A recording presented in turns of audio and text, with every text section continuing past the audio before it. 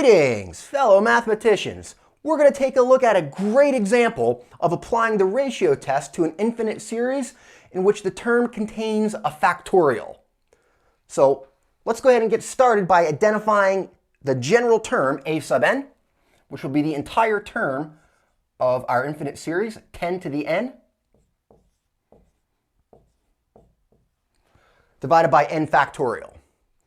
All right, we're going to increment, replace all n's with n plus 1. And that occurs in two spots. We're going to get 10 to the n plus 1.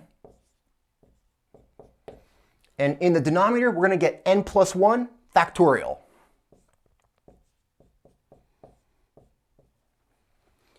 And this is a great example to illustrate two of the best tips when you apply the ratio test.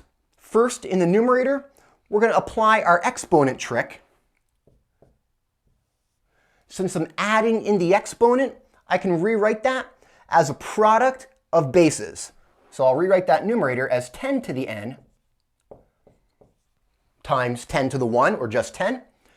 And we're also going to apply the factorial trick, where we're going to replace n plus 1 factorial with n plus 1 times n factorial. All right, that's pretty much as we can simplify a sub n plus 1. Next, we're going to take a look at the ratio of a sub n plus 1 divided by a sub n in absolute value. So we're going to write a sub n plus 1 as is, 10 to the n times 10, divided by n plus 1 times n factorial. And since we're dividing by a sub n, which is a fraction, flip that, multiply by the reciprocal. We're going to multiply that inside the absolute value by n factorial divided by 10 to the n. All right, and you should find that a lot of terms cancel out, and what's inside the absolute value should simplify considerably. We can cancel 10 to the n out, and due to the factorial trick, you can also cancel the n factorials out. And what you're left with is 10, and the absolute value doesn't matter. Absolute value of 10 is just 10. And then divided by n plus 1. And again, since n goes from 1 to infinity, n plus 1 will be positive, and the absolute value, again, won't matter. And now we just need to take the limit of this as n goes to infinity.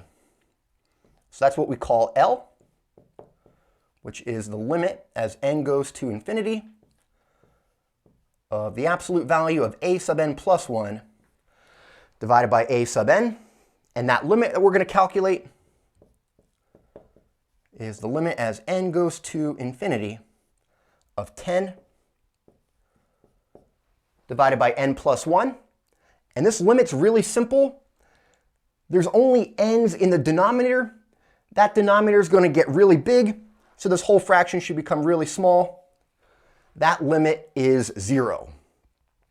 We reach a conclusion with the ratio test. That limit is less than 1.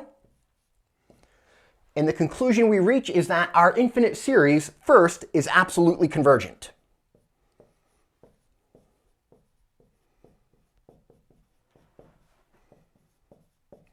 And you might recall the theorem that says if your infinite series is absolutely convergent, then it's also convergent. So we reach our conclusion that our infinite series here for this problem is convergent. Again, this is a great example to illustrate how we simplify a sub n plus 1 when it contains factorials and nth powers. Hope you enjoyed the short video. If you did, like and subscribe.